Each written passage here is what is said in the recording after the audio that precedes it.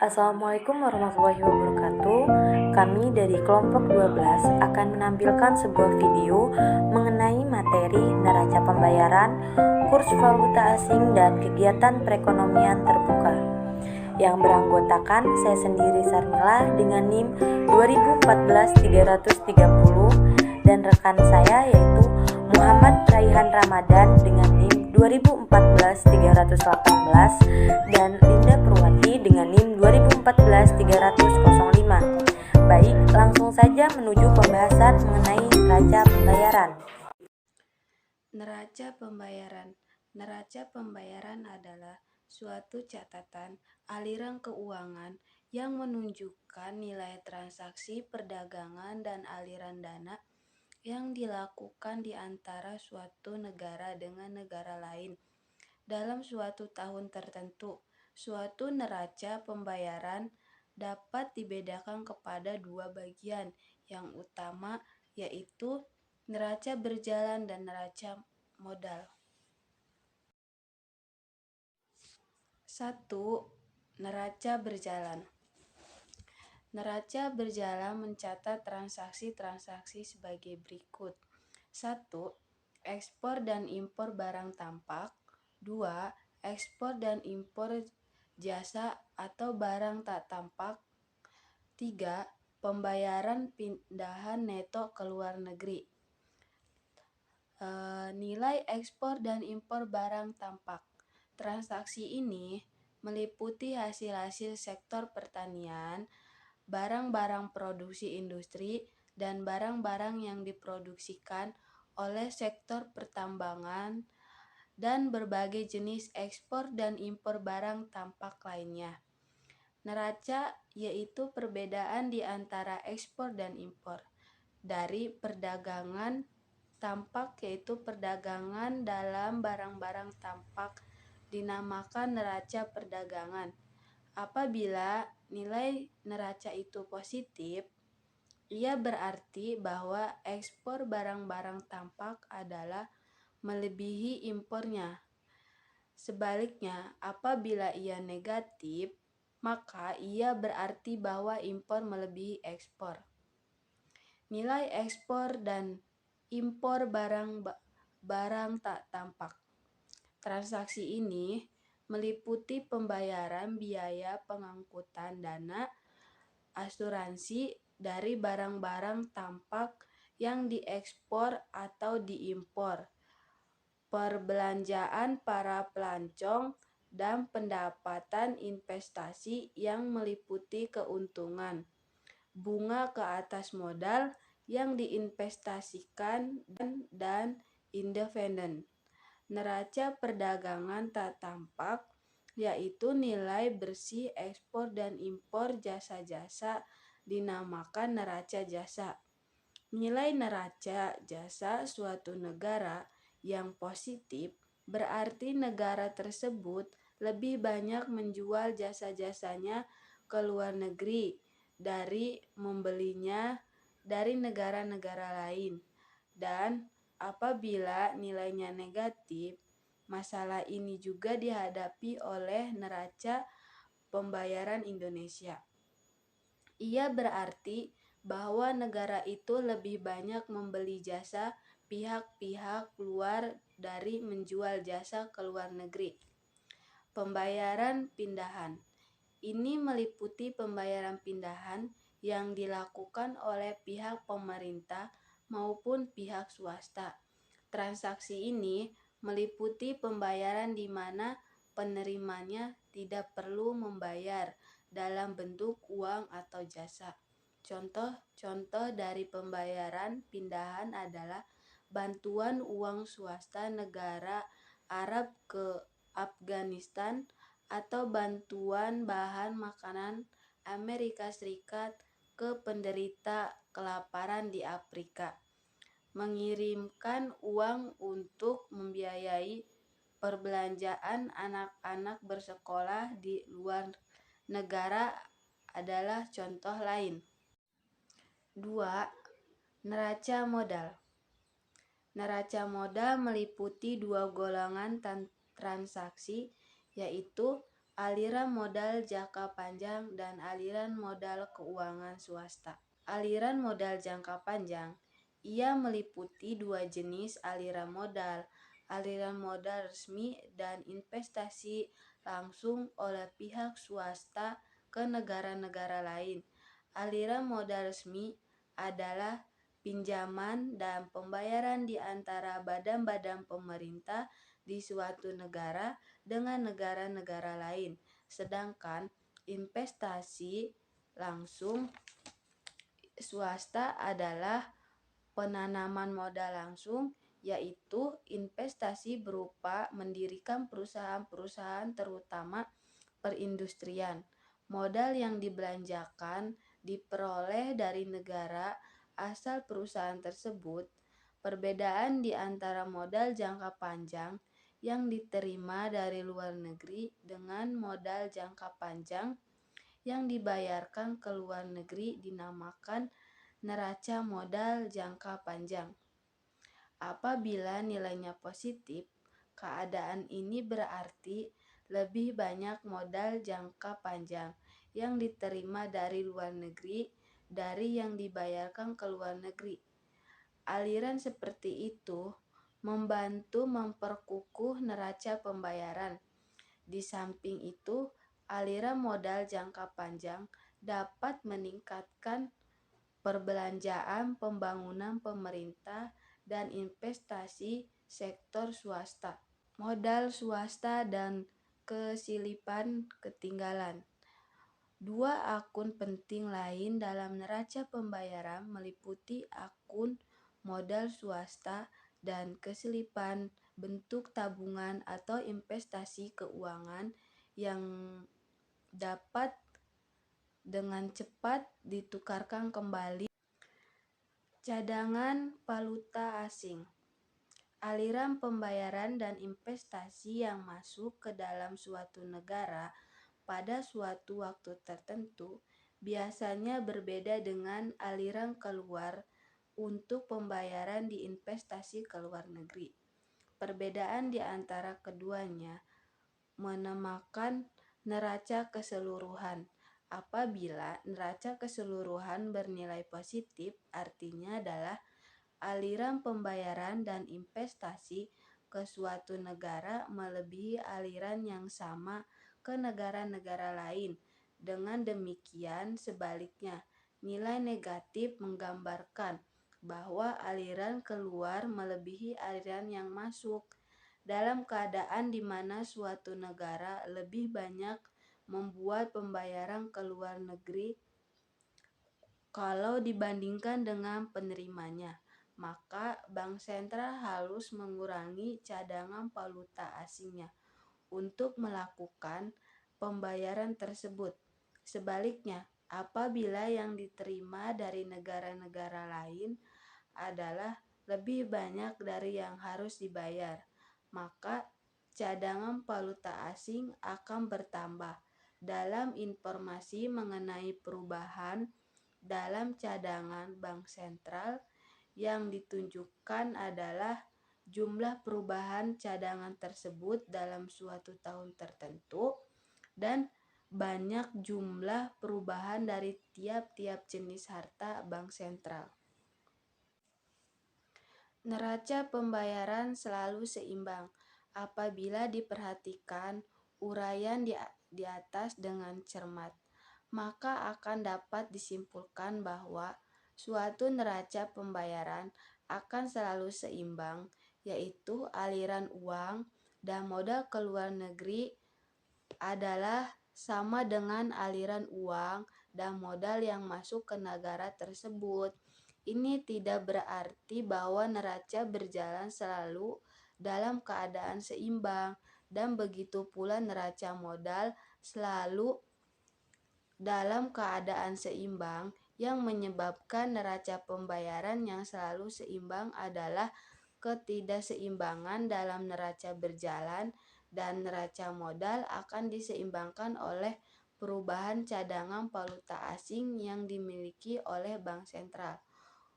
Untuk menjelaskan maksud rumusan di atas ialah neraca berjalan ditambah 40. Neraca modal jangka panjang ditambah 20. Modal keuangan swasta dikurangi 30. Neraca keseluruhannya ditambah 30. Perubahan cadangan mata uang asing bank sentral dikurangi 30. Contoh di atas menggambarkan bahwa dalam neraca berjalan terdapat surplus sebanyak 40 triliun dan aliran modal jangka panjang memperoleh surplus sebanyak 20 triliun. Dalam aliran modal keuangan swasta terdapat defisit sebanyak 30 triliun dan ini menyebabkan neraca keseluruhan hanya memperoleh surplus sebanyak 30 triliun. Surplus dalam neraca keseluruhan ini berarti negara itu menerima 30 triliun dari negara-negara lain. Ini menyebabkan cadangan valuta asing bank sentral bertambah dengan jumlah yang sama. Akibat dari pertambahan cadangan ini, maka neraca pembayaran telah menjadi seimbang, yaitu aliran uang dan modal yang masuk dan yang keluar adalah telah sama banyaknya. Dalam neraca pembayaran tanda negatif dalam perubahan cadangan valuta asing menggambarkan pertambahan cadangan dan tanda positif berarti pengurangan cadangan valuta asing bank sentral. Neraca perdagangan dan pembayaran Indonesia. Setiap negara, walaupun menggunakan prinsip yang sama, seperti yang telah diterangkan dalam bagian sebelum ini, dalam menyusun data neraca pembayarannya, membuat klasifikasi yang agak berbeda dan mengemukakan. Data yang dikemukakan adalah untuk tahun 1996, yaitu tahun sebelum krisis moneter melanda Indonesia, dan tahun 2000 sampai tahun 2001. Data tersebut dapat memberikan gambaran kasar tentang bagaimana bentuk hubungan ekonomi Indonesia dengan negara-negara lain sebelum ada sesudah krisis moneter. Susunan neraca pembayaran ini dapat dibedakan kepada 3 golongan mutasi keuangan, yaitu transaksi berjalan, transaksi modal, dan selisih perhitungan. Transaksi berjalan. Data ini dibedakan kepada 2 golongan, ekspor dan impor barang, dan ekspor impor neto jasa. Seterusnya, setiap golongan data ini dibedakan pula kepada ekspor dan impor non-migas dan migas. Pada tahun 1996, ekspor Indonesia berjumlah $52,4 miliar dan meningkat menjadi $65,4 miliar pada tahun 2000 sampai 2001. Kenaikan tersebut terutama disebabkan oleh perkembangan ekspor non-migas, yaitu dari $39,3 miliar pada tahun 1996 menjadi $50,3 miliar pada tahun 2000 sampai 2001. Ekspor migas hanya mengalami kenaikan sebanyak kurang lebih $2,3 miliar dan pertambahan tersebut terutama disebabkan oleh kenaikan ekspor gas alam. Dalam periode yang sama, impor merosot dari $45,8 miliar menjadi $40,4 miliar dan penurunan ini terutama disebabkan oleh pengurangan impor non-migas yaitu dari US dollar 41,1 miliar kepada US dollar 3,34,4 miliar. Sedangkan impor migas mengalami kenaikan dari US dollar 4,7 miliar menjadi hampir US dollar 6 miliar. Perkembangan ekspor dan impor seperti yang diterangkan di atas menyebabkan dalam periode di atas neraca perdagangan mengalami perbaikan yang sangat signifikan, yaitu surplusnya meningkat dari US dollar 6,2 miliar menjadi US dollar 25,0 miliar. Perbaikan dalam neraca perdagangan ini menimbulkan efek yang positif terhadap neraca transaksi berjalan yang mengalami defisit dalam tahun 1996 sebanyak lebih dari US dollar 8 billion, tetapi mengalami surplus pada tahun 2000 sampai 2001 sebanyak hampir US dollar 8 miliar.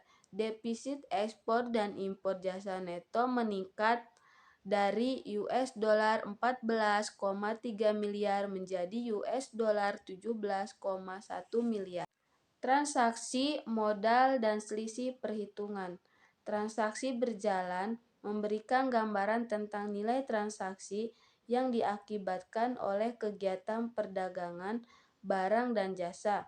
Dengan demikian, data yang ditunjukkan menggambarkan nilai barang seperti karet, minyak, hasil industri, manufaktur, dan jasa seperti pelancongan keuangan dari investasi di luar negeri dan biaya pengangkutan yang diperdagangkan, sedangkan transaksi modal menggambarkan aliran keluar masuk modal di antara Indonesia dengan negara-negara lain.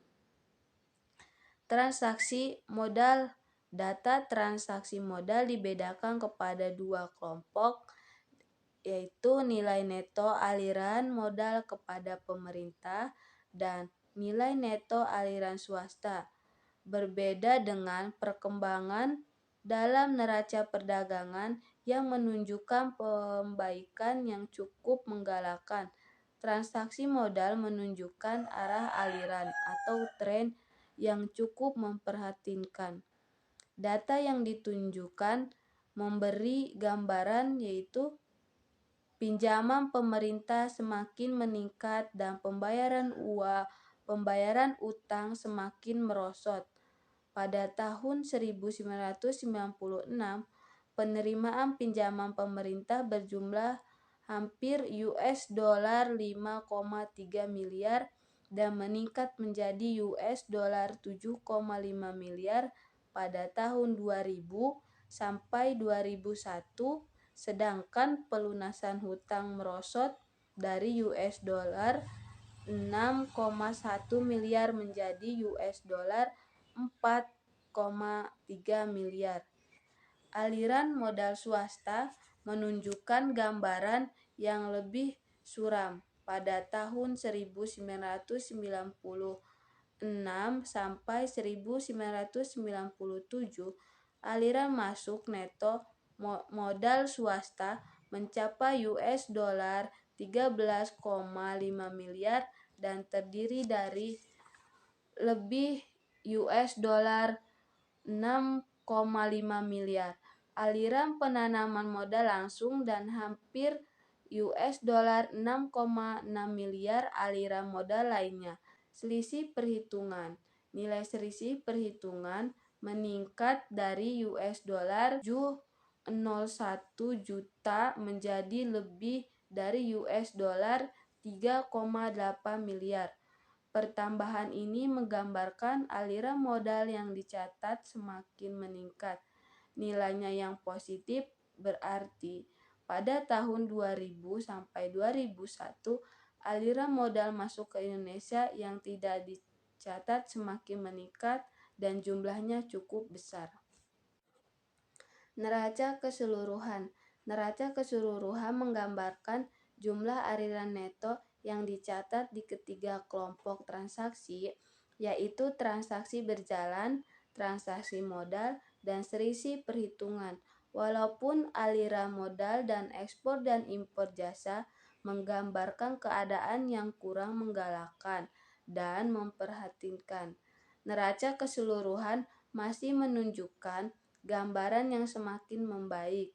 Surplus neraca keseluruhan meningkat dari hampir US dollar 4 miliar menjadi dari US dollar 5 miliar. Faktor utama yang menyebabkan arah aliran yang menggalakkan tersebut adalah membaikan dalam neraca perdagangan yang telah mengalami peningkatan yang sangat besar. Surplus neraca perdagangan yang besar tersebut mampu menutupi defisit dalam neraca perdagangan jasa dan perubahan neraca transaksi menjadi dari defisit menjadi surplus. Data neraca pembayaran tahun 2000 sampai 2001 menunjukkan walaupun neraca keseluruhan dalam keadaan surplus akan tetapi kedudukannya kurang kukuh apabila perekonomian Indonesia mengalami pertumbuhan yang pesat kembali. Impor akan mengalami kenaikan yang pesat. Begitu juga ekspor impor jasa neto defisit akan semakin meningkat. Seterusnya, pengaliran modal pemerintah yaitu kecondongan pemerintah untuk meminjam dari negara lain belum tentu dapat dikurangi. Apabila hal-hal yang dinyatakan ini berlaku, kedudukan neraca pembayaran yang kukuh hanya mungkin berlaku apabila neraca perdagangan dan aliran modal swasta semakin bertambah kukuh. Menciptakan hal tersebut merupakan tanggung jawab kita bersama. Pemerintah, administrasi pemerintah, pengusaha, dan juga masyarakat pada umumnya. Sebagai contoh, aliran modal bukan saja memerlukan kestabilan ekonomi dan prospek ketumbuhan sektor moneter, tetapi juga bergantung kepada kestabilan politik dan sosial masyarakat. Seterusnya, neraca perdagangan yang bertambah baik memerlukan perkembangan ekspor yang pesat. Di samping para pengusaha perlu berusaha ke arah itu, dorongan yang sangat diperlukan. Kurs valuta asing. Kurs valuta asing atau kurs mata uang asing menunjukkan harga atau nilai mata uang sesuatu negara dinyatakan dalam nilai mata uang negara lain. Kurs valuta asing dapat juga didefinisikan sebagai jumlah uang domestik yang dibutuhkan, yaitu banyaknya rupiah yang dibutuhkan untuk memperoleh satu unit mata uang asing.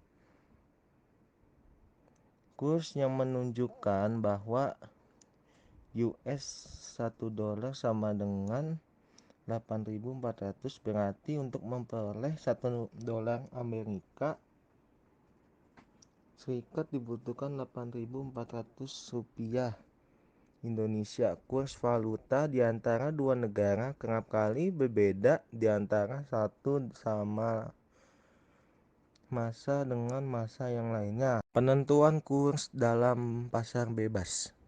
Mengapa penduduk suatu negara meminta sesuatu mata uang asing? Sebab yang utama adalah untuk memungkinkan negara itu membeli barang-barang dari negara tersebut. Dan mengapa mereka ingin membeli barang dari negara tersebut? Terdapat banyak alasan, tetapi salah satu yang terpenting adalah karena barang yang ingin diimpor dari negara tersebut lebih murah dari yang diproduksi di dalam negeri. Penentuan kurs dalam pasar bebas dibagi menjadi 3, yaitu 1. Permintaan mata uang asing. Kurs pertukaran valuta asing adalah faktor yang sangat penting dalam menentukan apakah barang di negara lain adalah lebih murah atau lebih mahal dari barang-barang yang diproduksi di dalam negeri. Untuk menerapkan hal ini akan diperhatikan kurs mata uang yen, Jepang, dan dolar Amerika Serikat. Apabila nilai mata uang dolar adalah tinggi, yaitu misalkan kurs adalah 1 dolar AS sama dengan 200 yen, maka barang di Amerika Serikat adalah relatif mahal. Barang yang berharga 1 dolar di Amerika Serikat memerlukan 200 yen. Apabila penduduk Jepang ingin mengimpor barang Amerika ke Jepang, sebaliknya apabila nilai mata uang dolar adalah rendah, misalnya 1 dolar AS sama dengan 100 yen, maka barang-barang Amerika Serikat menjadi relatif lebih murah. Sesuatu barang yang berharga 1 dolar sekarang hanya memerlukan 100 yen untuk memperolehnya. Harga-harga barang serikat semakin murah akan menaikkan permintaan penduduk Jepang yang ke atas barang-barang Amerika Serikat. Sebagai akibatnya, permintaan orang Jepang ke atas mata uang Amerika Serikat bertambah. Berdasarkan kepada contoh ini, dapatlah rumus bahwa permintaan penduduk Jepang ke mata uang dolar Amerika Serikat mempunyai ciri berikut. Semakin tinggi harga dolar Amerika Serikat, semakin dikit permintaan ke atas mata uang tersebut. Yang kedua, penawaran mata uang asing. Bagaimana sikap orang-orang Amerika Serikat dalam menawarkan dolar mereka kepada orang-orang Jepang? Penduduk Amerika Serikat akan menukar dolarnya kepada yen Jepang karena mereka ingin memperoleh barang-barang dari Jepang. Semakin banyak yen yang mereka peroleh dari menukarkan setiap unit mata uang Amerika Serikat, semakin murah harga yang diperoleh dari menukarkan setiap unit mata uang Amerika Serikat. Apabila harga barang-barang Jepang dinyatakan dalam dolar Amerika Serikat berharga 200 yen, maka sama dengan 1 dolar apabila kurs pertukaran ada 200 yen setiap dolar, dan menjadi 2 dolar apabila kurs pertukaran adalah 100 yen setiap dolar. Berarti harga dolar yang tinggi menambah permintaan ke atas barang-barang Jepang, dan ini selanjutnya menambah penawaran dolar Amerika Serikat. Dengan demikian, penawaran dolar Amerika Serikat mempunyai ciri berikut. Semakin tinggi harga mata uang Amerika Serikat, semakin banyak penawaran mata uang tersebut. Dan semakin rendah harga mata uang Amerika Serikat, semakin sedikit penawaran mata uang tersebut. Yang ketiga, penentuan harga mata uang asing. Setelah menerapkan ciri-ciri permintaan dan penawaran mata uang asing, maka sekarang dapat diterangkan bagaimana sistem pasar bebas menentukan nilai tukaran mata uang asing. Slide berikutnya, penentuan kurs pertukaran oleh pemerintah. Pemerintah dapat campur tangan dalam menentukan kurs valuta asing. Tujuannya adalah untuk memastikan kurs yang wujud tidak akan menimbulkan efek yang buruk ke atas permintaan perekonomian. Kurs pertukaran yang ditetapkan pemerintah adalah berbeda dengan kurs yang ditetapkan oleh pasar bebas. Sejauh mana perbedaan tersebut dan apakah ia lebih tinggi atau lebih rendahnya dari yang ditetapkan oleh pasar bebas adalah bergantung kepada kebijakan dan keputusan pemerintah mengenai kurs yang paling sesuai untuk tujuan-tujuan pemerintah dalam menstabilkan dan mengembangkan perekonomian. Dapat dilihat pada gambar 12.2. Dengan menggunakan gambar 12.2 dapat dilihat perbedaan di antara kurs yang ditentukan pemerintah dan kurs yang ditentukan pasar bebas. Kurva DD dan SS berturut-turut adalah permintaan dan penawaran dolar Amerika Serikat, dan kedua-duanya kurva tersebut adalah sama dengan yang digambarkan dalam gambar 12.1. Maka sesuai dengan yang digambarkan dalam gambar 12.2, kurs valuta asing apabila ditentukan oleh pasar bebas adalah 1 dolar sama dengan 150 yen. Pada ini permintaan dolar adalah sama dengan penawaran dolar, yaitu sebanyak 2,5 billion. Pemerintah Jepang memandang bahwa kurs ini kurang sesuai dan oleh sebab itu menentukan bahwa kurs pertukaran adalah 1 dolar sama dengan 250 yen. Dalam gambar ia ditunjukkan sebagai kurs I. Kurs I ini menggambarkan bahwa harga yen dinilai terlalu rendah dari yang akan ditetapkan oleh pasar bebas, yaitu pemerintah menetapkan harga per unit dolar adalah 250 yen, yang sedangkan di pasar bebas harga akan mencapai 1 dolar adalah 150 yen. Apabila harga sesuatu mata uang domestik, harga yen ditetapkan oleh pemerintah pada tingkat yang lebih rendah dari ditentukan oleh pasar bebas, maka uang domestik yen dinamakan mata uang yang dinilai terlalu rendah, undervalued currency. Sedangkan apabila harga mata uang domestik ditetapkan pemerintah pada kurs yang lebih tinggi dari yang ditentukan oleh pasar bebas, maka mata uang tersebut dinamakan mata uang yang dinilai terlalu tinggi atau overload currency.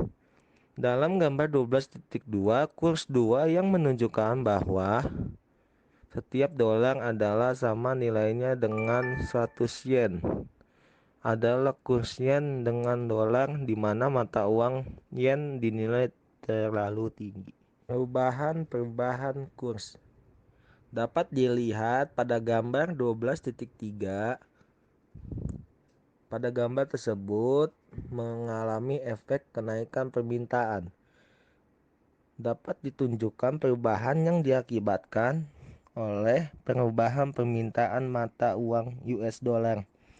Dan gambar B menunjukkan perubahan yang diakibatkan oleh perubahan penawaran dolar. Dalam gambar A dimisalkan bahwa pada mula permintaan ke atas dolar adalah DD dan penawaran ke atas dolar adalah SS, maka kurs pertukaran adalah 1 dolar sama dengan 150 yen. Dan kuantitas dolar yang diperjualbelikan adalah Q1. Sebagai akibat dari suatu kenaikan dalam permintaan ke atas dolar, kurva permintaan dolar bergerak dari DD ke D1.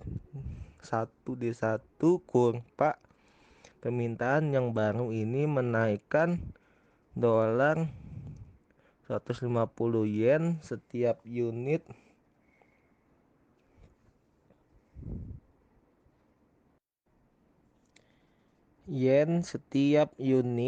dan menambahkan kuantitas value dolar yang diperjualbelikan dalam penawaran value asing dari 2 unit menjadi Q2 unit.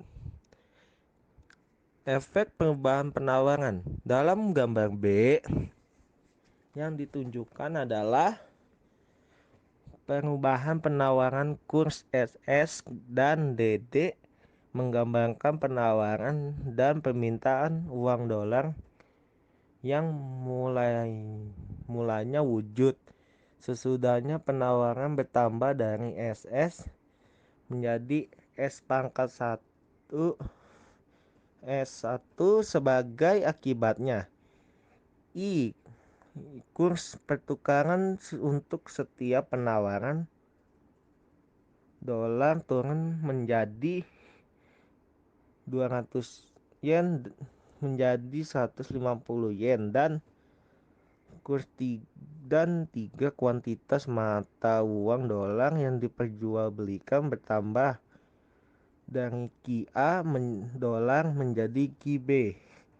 Oleh karena kurs pertukaran ditentukan oleh mekanisme pasar, di mana kurs tersebut akan terus-menerus mengalami perubahan sesuai dengan perubahan dalam permintaan dan penawaran uang asing.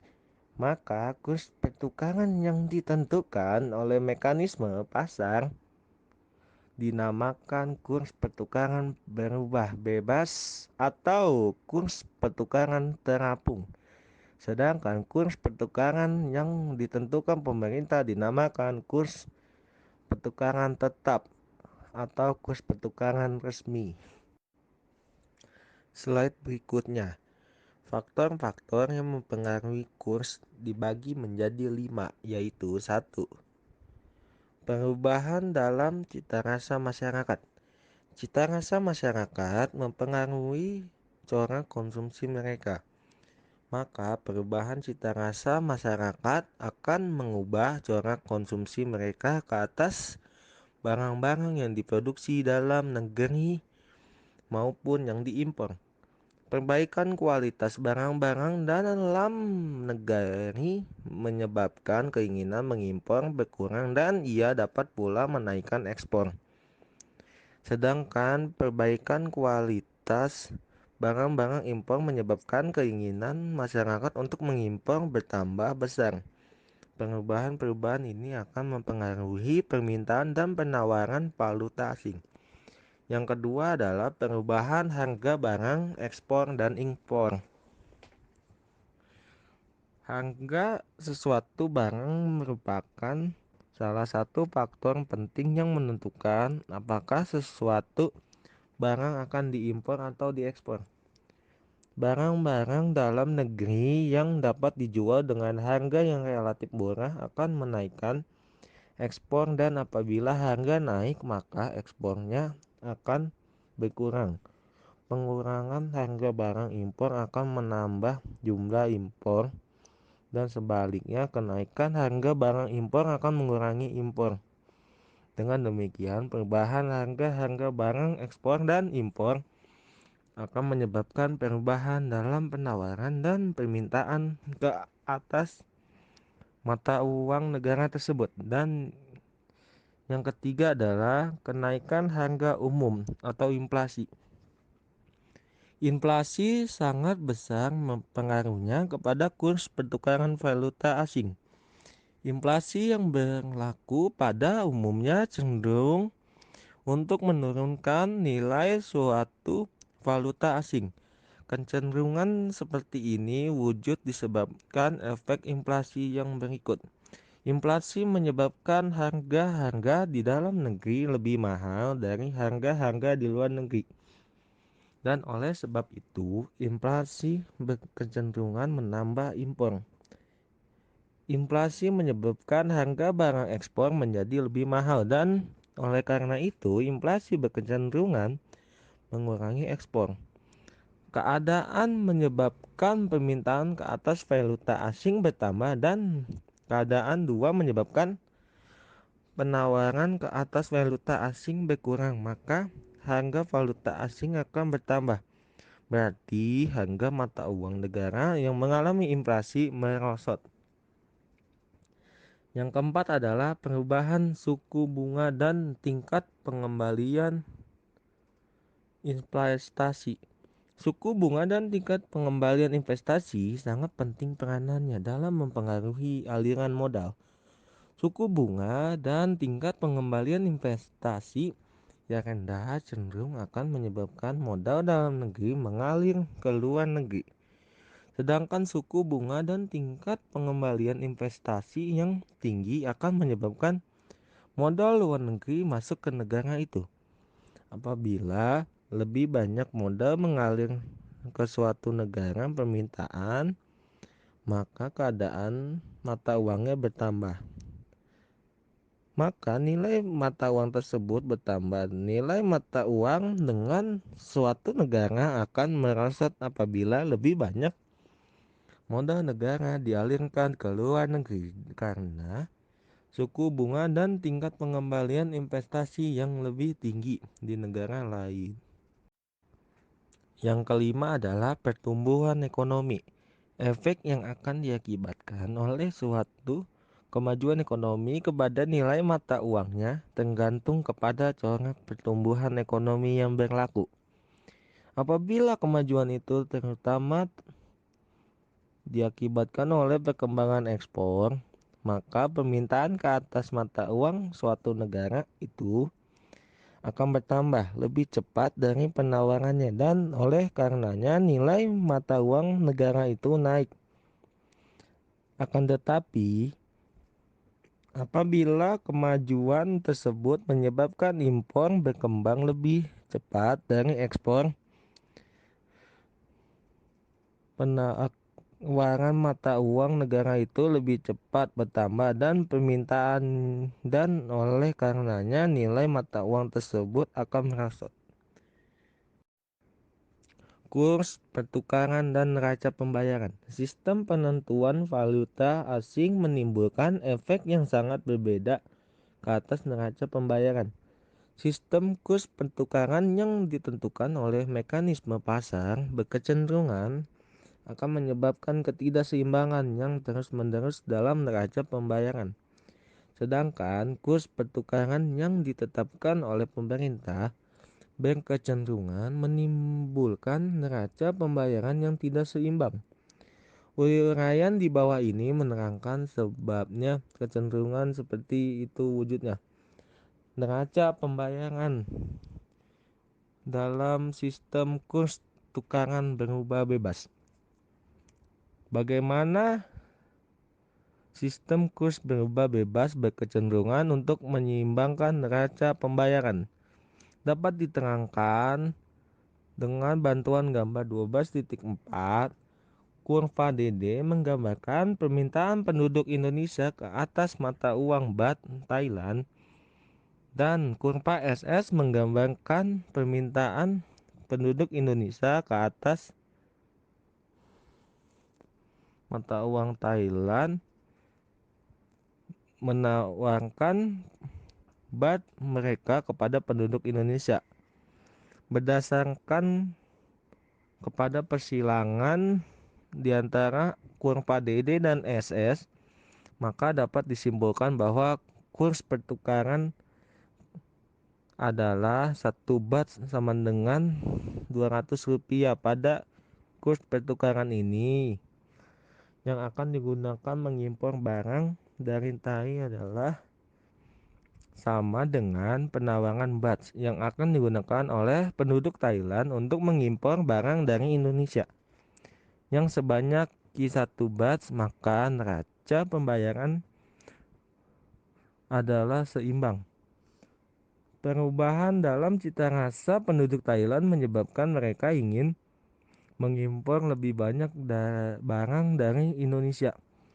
Perubahan ini menyebabkan penawaran bertambah dari SS menjadi S1 dan S1. Akan tetapi, permintaan Indonesia terhadap baht tetap seperti ditunjukkan oleh kurva DD. Maka harga baht merosot. Kurs pertukaran yang sekarang adalah 1 bat adalah sama dengan 100 rupiah. Bagaimana efek perubahan di atas kepada neraca pembayaran? Gambar 12.4 menunjukkan bahwa perubahan cita rasa penduduk Thailand dan perubahan kurs pertukaran menyebabkan impor Thailand dari Indonesia bertambah dari Ki1 menjadi Ki2. Pada waktu yang sama, nilai baht yang merosot menyebabkan barang Thailand menjadi relatif lebih murah. Maka penduduk Indonesia menaikkan impornya. Sebagai akibatnya, impor Thailand dari Indonesia yang semakin bertambah akan diimbangi oleh pertambahan impor Indonesia dari Thailand. Pada akhirnya, neraca pembayaran masih tetap seimbang. Kebijakan pemerintah dalam ekonomi terbuka. Dalam perekonomian terbuka, masalah yang dihadapi suatu negara menjadi lebih rumit dan kebijakan yang perlu dirumuskan dan dilaksanakan pemerintah perlu difikirkan dengan lebih baik. Dalam perekonomian tertutup, hanya 2 masalah yang perlu difikirkan pemerintah dalam merumuskan kebijakan ekonomi. Yang pertama, masalah pengangguran dan masalah inflasi. Dalam perekonomian terbuka, di samping memperhatikan masalah tersebut, harus pula diperhatikan efek dari kebijakan pemerintah yang dirumuskan terhadap neraca pembayaran dan kestabilan kurs pertukaran. Defisit dalam neraca pembayaran akan menimbulkan efek buruk terhadap kestabilan kurs pertukaran. Pada akhirnya, kedua masalah itu akan menimbulkan efek buruk kepada masalah pengangguran dan kestabilan harga-harga. Pada dasarnya, masalah yang dihadapi oleh suatu perekonomian terbuka akan berbentuk salah satu dari 4 masalah berikut. 1. Perekonomian menghadapi masalah pengangguran tetapi terdapat surplus dalam neraca pembayaran. Kedua, perekonomian menghadapi masalah inflasi tetapi terdapat surplus dalam neraca pembayaran.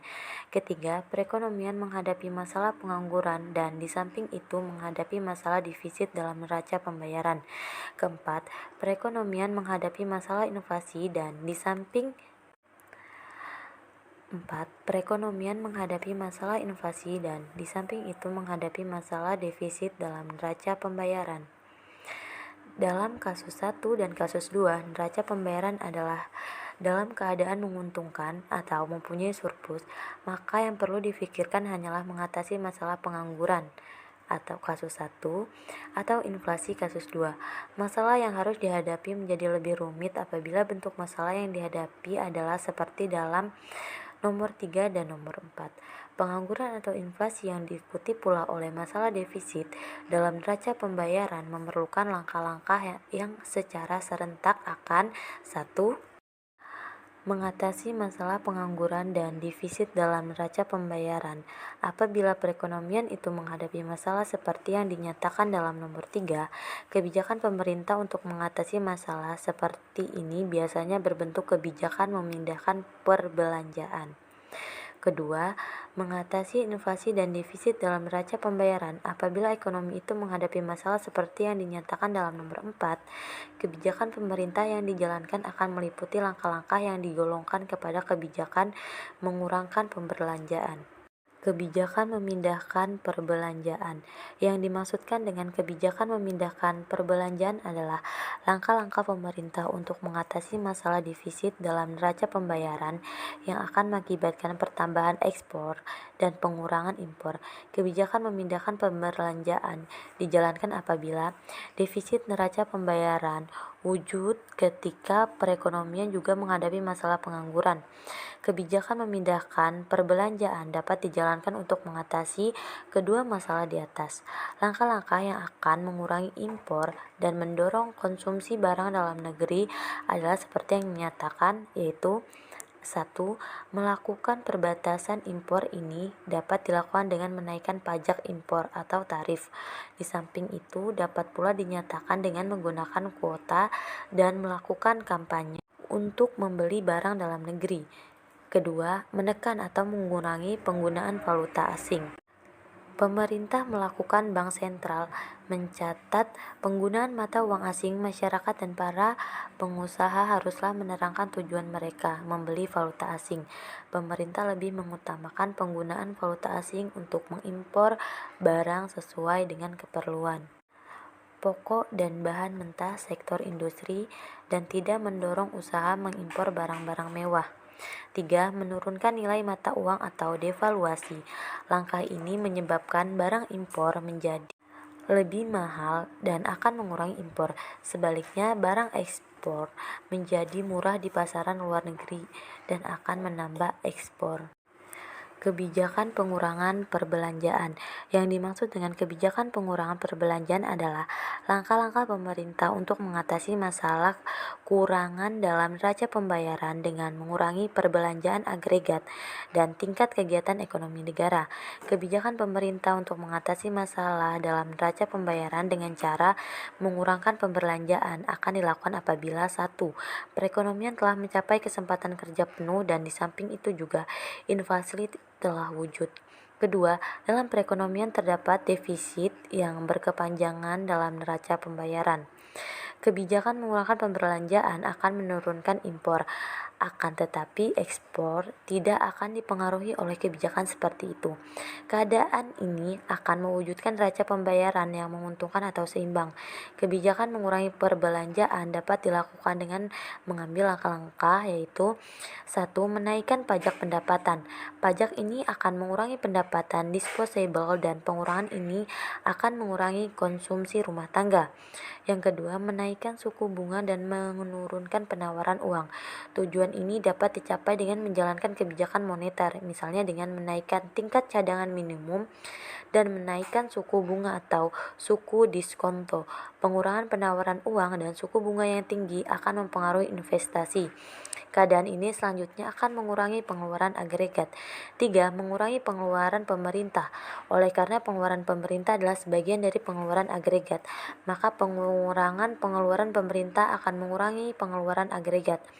Langkah ini dan langkah yang akan dinyatakan digolongkan menjadi sebagai kebijakan fiskal.